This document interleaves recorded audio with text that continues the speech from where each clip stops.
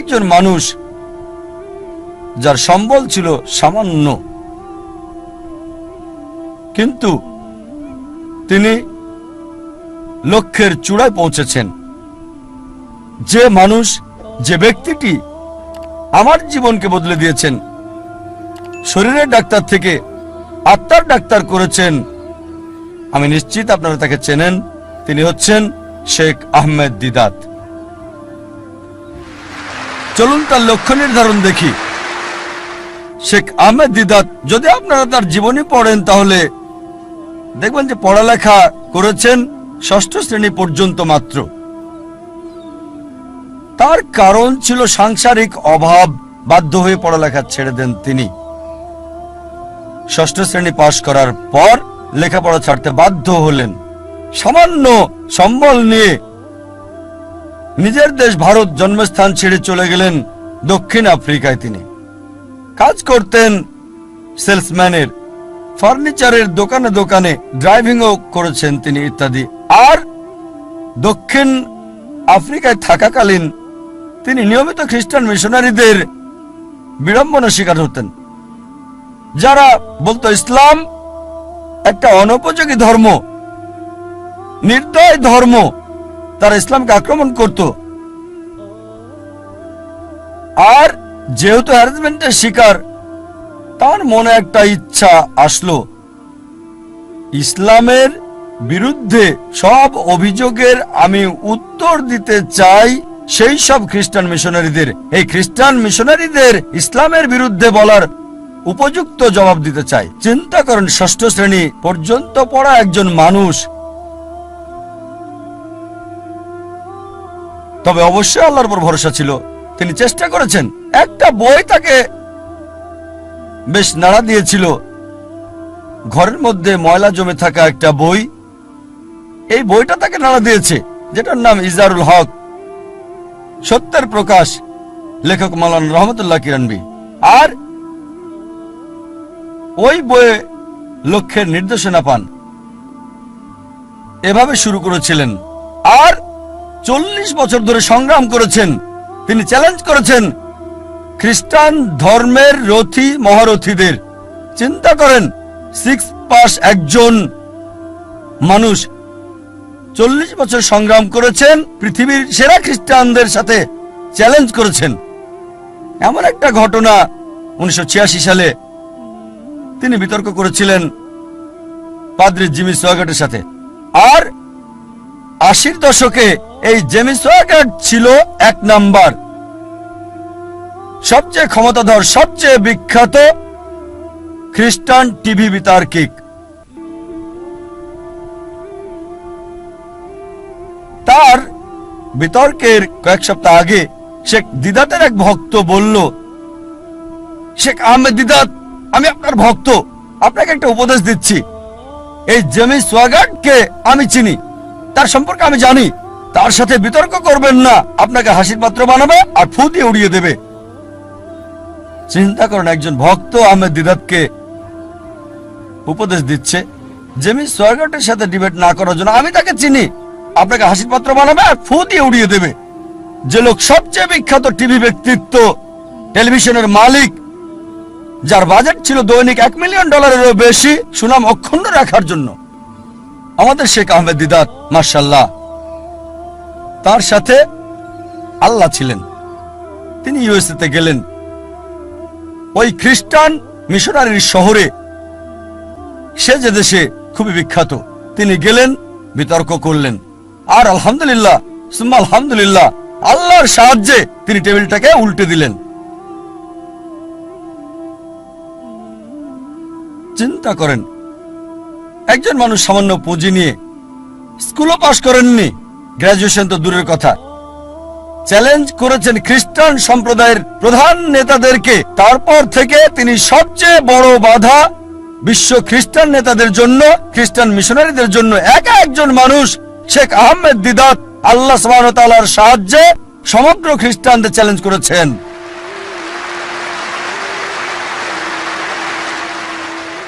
এবার তার লক্ষ্য নির্ধারণ দেখি। 1 নাম্বার হচ্ছে ইসলামিক। প্রথমে এটা কি ইসলামিক ছিল? কোরআন এবং সহিহ হাদিস মোতাবেক এটা কি আল্লাহ এবং রাসূলের জন্য ছিল? স্বাভাবিকভাবে হ্যাঁ ছিল। এ কারণেই তিনি লক্ষ্য অর্জন করেছিলেন। দ্বিতীয় হচ্ছে, এটা কি নির্দিষ্ট ছিল? হ্যাঁ, তার লক্ষ্য নির্দিষ্ট ছিল। আমি ইসলামের বিরুদ্ধে অভিযোগের উত্তর দিতে চাই, এটা ছিল নির্দিষ্ট। যথাযথ জবাব দিতে চাই। অমুসলিমদের মন থেকে ইসলাম সম্পর্কে ভুল ধারণাটা সরাতে চাই আমি। তৃতীয় বিষয় হচ্ছে, এটা কি লাভজনক ছিল, কল্যাণকর ছিল?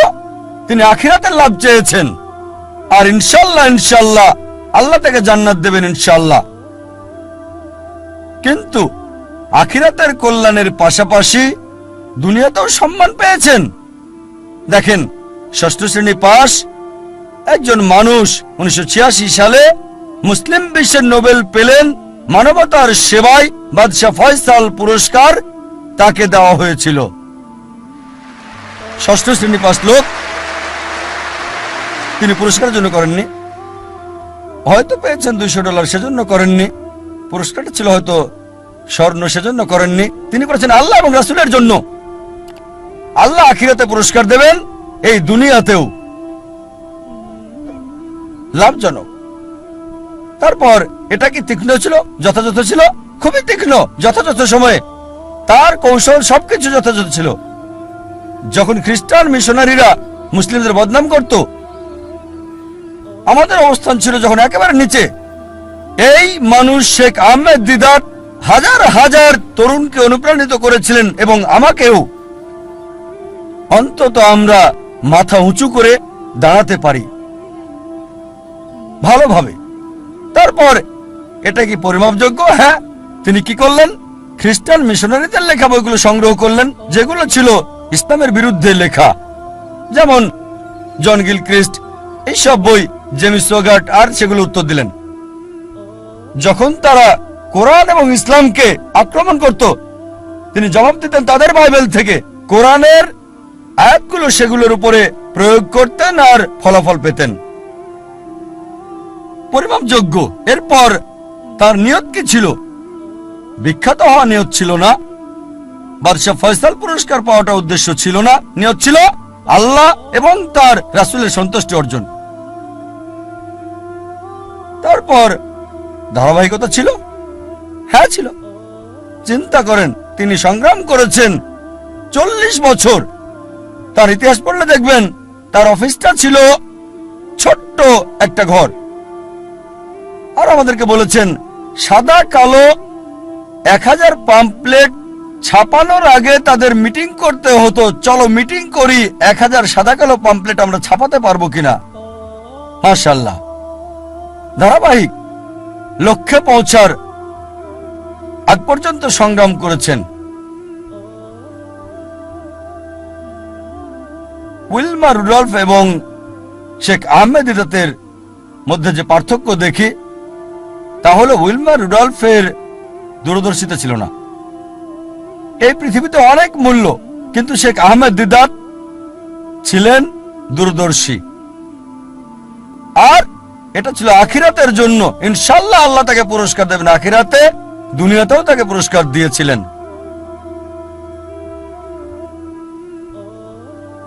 আমাদের অনেকে জানে না জীবনের উদ্দেশ্যটা কি।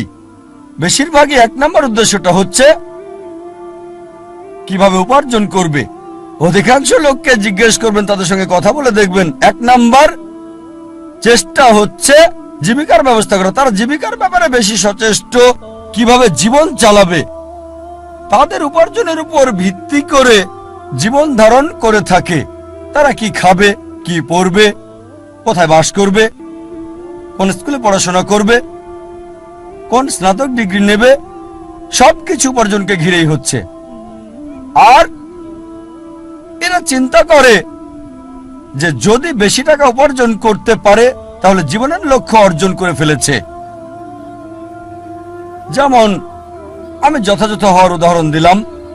আমাদের অধিকাংশই কি করি? পাখির চোখ নিশানা না করে কি করি? আমরা শূন্যে গুলি করে দিই, আর চারপাশের বিষয়গুলো টেনে আনি নিশানা ছাড়াই গুলি করে দেই। কোনো একটা বিষয়ে গ্রাজুয়েশন করি, তারপর যখন বলা হয় কেন এই কোর্স নিয়েছো তুমি? ও, আমি তো ভাবিনি। তারপর বিশেষত্ব খোঁজে, আরো বেশি বিশেষত্ব খোঁজে, তারপর চেষ্টা করে, যাচাই করে কেন এই কোর্স নিয়েছে। দেখবেন লোকে প্রথমে চিন্তা করে কত উপার্জন করবে, আর উপার্জনের ভিত্তিতে সে সিদ্ধান্ত নেয় কিভাবে তাদের জীবন যাপন করবে। এটা শূন্যে গুলি ছোঁড়ার মতো, আর পাখির চোখে নিশানা করার চিন্তা করা। প্রথমে দেখতে হবে আমাদের কেন্দ্র কোনটা, কোনটাকে ভিত্তি করে আমাদের জীবন আবর্তিত হচ্ছে। বিভিন্ন মানুষের ভিন্ন ভিন্ন কেন্দ্র রয়েছে। কিছু লোক তারা আত্মকেন্দ্রিক, সবকিছুতে নিজেদের কথা ভাবে, পৃথিবীর অন্য মানুষকে নিয়ে কোনো মাথা ব্যথা নেই, নিজেদের নিয়ে তারা ব্যস্ত থাকে। কিভাবে জীবনযাপন করবে অন্যদের নিয়ে চিন্তা করার সময় নেই, তারা আত্মকেন্দ্রিক। কিছু লোক পরিবার কেন্দ্রিক, তাদের সারা জীবন পরিবারকে ঘিরেই কেটে যায়। তারা যে কোনো নিয়ম ভাঙতে বা গড়তে প্রস্তুত, হোক সেটা সঠিক কিংবা ভুল, পরিবারকে সুখী করতে। তাদের মূল উদ্দেশ্যটা হচ্ছে পরিবারকে খুশি করা। কেউ হয়তো পিতামাতা কেন্দ্রিক, কিছু হয়তো পরিবার কেন্দ্রিক, স্ত্রী কেন্দ্রিক বা স্বামী কেন্দ্রিক, কেউ হয়তো সন্তান কেন্দ্রিক। দেখবেন কিছু লোক পিতামাতাকে খুশি করার জন্য যে কোনো কিছু করতে পারে। তাদের জীবনের সব নিয়ম কানুন পিতামাতার পছন্দ অপছন্দের ভিত্তিতে হয়। আল্লাহ কোরআনে বলেছেন, সূরা লুকমান অধ্যায় 31 আয়াত 14, যে আমি মানুষকে নির্দেশ দিয়েছি পিতামাতার সাথে সদ্ব্যবহার করতে। অনেক কষ্ট সহ্য করে মাতাকে গর্ভে ধারণ করেছে, অনেক কষ্ট সহ্য করে তাকে জন্ম দিয়েছে। ঠিক তারপরে আয়াত সূরা লুকমান অধ্যায় 31 আয়াত 15 বলছে, যদি তোমার পিতামাতা চেষ্টা করে, জিহাদ করে, চেষ্টা আর সংগ্রাম করে তোমাকে বাধ্য করে আল্লাহ সুবহানাহু ওয়া তাআলা ছাড়া অন্য কারো ইবাদত করতে, যে বিষয়ে তোমার কোনো জ্ঞান নেই, তাদের মানবে না, তবে তাদের সাথে থাকো ভালোবাসা আর মমতা দিয়ে। তার মানে আমাদের স্রষ্টা বলেছেন পিতামাতাকে ভালোবাসতে, মানতে হবে, কিন্তু স্রষ্টার বিরুদ্ধে যেতে বললে, আল্লাহ এবং তার চূড়ান্ত নবীর বিরুদ্ধে যেতে বললে তাদের মানবে না। তারপরও তাদেরকে ভালোবাসো, সহানুভূতি দাও। সীমানা আছে। কিছু মানুষ স্বামী বা স্ত্রী কেন্দ্রিক, তারা স্ত্রীদেরকে খুশি করতে চায় বা স্বামীদেরকে খুশি করতে চায়। আর ধরেন কারো স্ত্রী খুবই দামি ডায়মন্ড নেকলেস চাইল, তার দেওয়ার সামর্থ্য নেই। সে কি করলো? ভিক্ষা করলো, ধার করলো বা চুরি করলো, আর ওই ডায়মন্ডের নেকলেসটা স্ত্রীর জন্য কিনে আনলো। তার লক্ষ্য স্ত্রীকে খুশি করা। কিছু লোক সন্তান কেন্দ্রিক, সন্তানদের খুশি করতে চায়। অনেক সময় দেখা যায় হয়তো কারো ছেলে বিদেশে গিয়ে লেখাপড়া করতে চায়, সে যে বিষয়ে ভর্তি হতে যাচ্ছে সেটা অপ্রয়োজনীয়, এটা তাকে দুনিয়াতেও সাহায্য করবে না, আখিরাতেও সাহায্য করবে না। তারপর কারণ ছেলে বিদেশে পড়তে চায়, এই লোক সম্পত্তি বন্ধক রাখে এবং ছেলেকে আমেরিকাতে পাঠায় আর বলে আমার ছেলে তো আমেরিকায় পড়ছে, যদিও তার লক্ষ্যটা হচ্ছে সে ছেলেকে আমেরিকাতে পড়াবে। আসলে উদ্দেশ্যটা কি? জীবনটা কোন কেন্দ্রিক? কিছু লোক যারা হচ্ছে সমাজ কেন্দ্রিক, আমরা জানতে চাই আমাদের পরিবারের বাইরের লোকজন কি চিন্তা করে, এভাবে পুরো জীবনটা সমাজ কেন্দ্রিক হয়ে যায়। কিছু লোক প্রতিবেশী কেন্দ্রিক, প্রতিবেশীর সাথে প্রতিযোগিতায় লিপ্ত। একটা গল্প মনে পড়ে গেল। একসময় একজন ফেরেশতা এসে এক লোককে বলল, আমি তোমার উপর খুশি, তুমি যা চাইবে আমি তোমাকে তাই দেব, তবে একটা শর্ত, যা তুমি চাইবে আমি তোমাকে সব দেব, তবে তোমার প্রতিবেশীকে দেব তার দ্বিগুণ। লোকটা বলল, একটা রোলেক্স ঘড়ি আমার চাই। ফেরেশতা তাকে রোলেক্স ঘড়ি দিয়ে দিল। প্রতিবেশী দুটো রোলেক্স ঘড়ি পেল। লোকটি বলল, একটা মার্সিডিজ গাড়ি আমার চাই। ফেরেশতা তাকে মার্সিডিজ গাড়ি দিল। প্রতিবেশীকে দুটো মার্সিডিজ দিল। লোকটি বলল, একটা সুন্দর বড় বাংলো চাই। ফেরেশতা তাকে সুন্দর বড় বাংলো দিল। তার প্রতিবেশীকে দেওয়া হলো দুটো সুন্দর বড় বাংলো। লোকটি পরে বলল, দয়া করে আমার শেষ ইচ্ছাটা তুমি পূরণ করে দাও। কি সেটা? আমার একটা চোখ তুমি নষ্ট করে দাও, যাতে কিছু আমি চোখে না দেখতে পাই।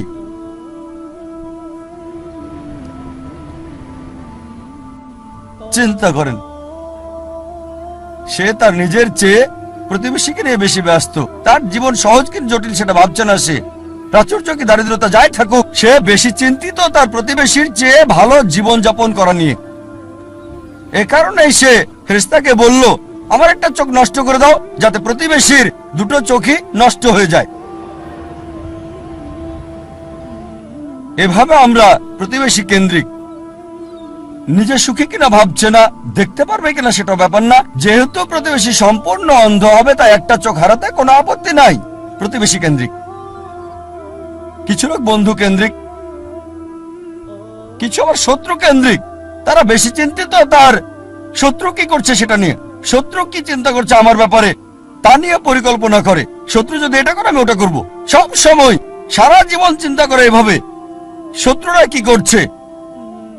এটা আপনি পাবেন বিভিন্ন ক্ষেত্রে। ব্যবসায়ী চিন্তা করছে তার শত্রুর ব্যাপারে, ছাত্র চিন্তা করছে শত্রুর ব্যাপারে। তারা যা চিন্তা করে তার প্রতিরোধ চিন্তা করে। শত্রু যা চিন্তা করছে তার প্রতিরোধমূলক চিন্তা। বেশিরভাগ সময় তারা কাটায় শত্রুর মোকাবেলার চিন্তা করে। তাদেরকে একটা সুন্দর শান্তির উপদেশ দিতে চাই, যা আমি অনুসরণ করি। যদি কেউ আপনার দিকে পাথর ছুঁড়ে মারে, নিজেকে এতটা উঁচুতে নিয়ে যান যাতে পাথর আপনাকে ছুঁতে না পারে। কেউ আপনার দিকে ঢিল ছুঁড়ে মারলে নিজেকে এমন উঁচুতে নিয়ে যান যাতে পাথর আসতে না পারে। তাহলে প্রতিযোগিতার প্রশ্ন আসবে কি করে? আপনার বিরুদ্ধে শত্রুর পরিকল্পনার সুযোগ আসবে কি করে? আরেকটা উপদেশ, যদি কেউ ইট ছুঁড়ে মারে আপনার দিকে, এই ইট দিয়ে ঘর তৈরি করেন আপনি। স্কুলে শিখতাম মার্শাল আর্ট, কেরাতি, জুডো। যদি বড় কেউ আপনাকে ধাক্কা দেয়, কি করতে হবে? সাইড স্টেপ নিতে হবে। তার শক্তি কাজে লাগিয়ে তাকে ফেলতে হবে, তার শক্তির ব্যবহার। কেউ যখন আপনাকে ইট মারবে, সেই ইট দিয়ে ঘর তৈরি করেন। কিছু লোক সুনাম কেন্দ্রিক। তারা সুনাম চায়, মূল উদ্দেশ্য খ্যাতি পাওয়া। যে কোনো অনৈতিক কাজ করতে প্রস্তুত, নিয়ম কানুন বিসর্জন দিতে পারে। কিছু লোক তারা হচ্ছে ভোগবাদী। তারা সম্পদ কেন্দ্রিক। সব সময় চিন্তা করে অর্জন কি, কত সম্পদ করেছে, তারা কি পড়ে। আর এটা কমন, খুবই কমন মানুষের মধ্যে, বিশেষ করে ধনীদের মধ্যে। বন্ধুদের সাথে দেখা হলে গল্প শুরু করে, কোন ব্র্যান্ডের ঘড়ি পরেছো?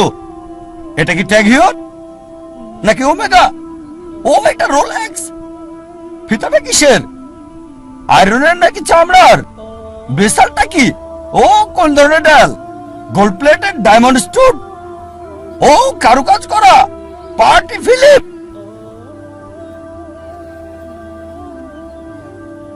ধনী লোকদের অধিকাংশেরই এটা একটা ঘড়ি থাকে না, অনেকগুলো ঘড়ি। আর চিন্তা করে, ঠিক আছে আজকে এই ঘড়িটা পরলাম, পরের দিন পরবো না বন্ধুদের কাছে যাওয়ার সময়। এভাবে চিন্তা করে সময় পার করে কোন অনুষ্ঠানে কোনটা পরবে।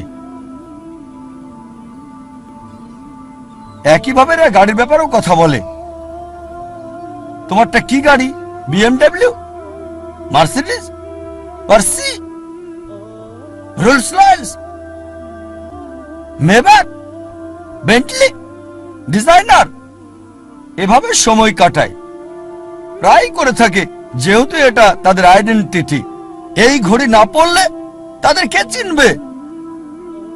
এই গাড়িতে না চড়লে মার্সিডিজ বা বিএমডাব্লিউ তে না চড়লে তাদের কে চিনবে? এটা আইডেন্টিটি। বড় শহরগুলোতে দেখবেন লোকদের কমন চিত্র, ধনী লোকদের দেখবেন তারা কথা বলে আপনার ঘড়ি কি, কোন শিপের মালিক, উঁচু লেভেলে কোন জেটের মালিক, আমার ব্যক্তিগত জেট আছে, কতগুলো ইঞ্জিন। লোকজন হয়তো ভাববে আমি কিভাবে এসব খুঁটিনাটি জানি ঘড়ির ব্র্যান্ডের ব্যাপারেও। আপনারা জানেন আমার পেশা, আলহামদুলিল্লাহ, সৌভাগ্য বা দুর্ভাগ্য, আমি যে পেশায় আছি আমি সব শ্রেণীর লোকদের সাথে মিশি, একেবারে ভিখারি থেকে রাজা পর্যন্ত। আল্লাহ আমাকে দয়া করেছেন, ভালো অথবা মন্দ আমি চারপাশের লোকদের সাথে মিশি, ভিখারি থেকে রাজা পর্যন্ত। আর যে সুযোগটা আমি পাই কোন বস্তুবাদীর সাথে যখনই কথা বলি, আমি চেষ্টা করি দাওয়াত দেই, তাদের বলি তোমার ঘড়ির দাম হয়তো $1000 বা $10,000 অথবা $1,00,000, আমার ঘড়ি আমি যেটা পড়ছি এই ঘড়িটার দাম মাত্র $1400, $30 কম। অনেক বছর ধরে ব্যবহার করছি, ভালো সার্ভিস দিচ্ছে, একেবারে তোমারটার মতোই। সাধারণ ঘড়ি, দাম মাত্র $1400। আলহামদুলিল্লাহ, আল্লাহ দয়া করেছেন, আমি যেগুলো নাম বললাম অধিকাংশ ব্র্যান্ডই উপহার পেয়েছি, সবগুলো ব্র্যান্ডই উপহার পেয়েছি। এই সবগুলো ওমেগা, রোলেক্স অনেক পেয়েছি। আর আমি নবী মুহাম্মদ সাল্লাল্লাহু আলাইহি ওয়াসাল্লামের পথ অনুসরণ করেছি। আমি অন্য দায়ীদের দিয়ে দেই, আমার স্টাফদের দিয়ে দেই, যাতে করে আমি খুতুওয়াত শয়তান থেকে দূরে থাকতে পারি।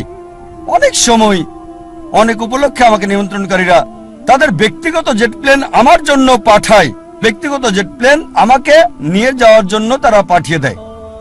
এমন অনেকবারই হয়েছে। চিন্তা করেন, জেট প্লেনের খরচ শুধুমাত্র একজন মানুষের জন্য, পাইলটদের পেমেন্ট, এয়ার হোস্টেসের পেমেন্ট, এয়ারপোর্টের ভাড়ার খরচ। তাই আমি তাকে বললাম এটা সবচেয়ে ভালো হয় যদি একটা ইকোনমিক ক্লাস টিকিট পাঠান। আলহামদুলিল্লাহ, আল্লাহ আমাকে দয়া করেছেন, আমার পরিবারকে রহমত করেছেন। মাশাআল্লাহ, এই সব গাড়ি কিনতে পারবো, ফার্স্ট ক্লাসে ভ্রমণ করতে পারি, আলহামদুলিল্লাহ।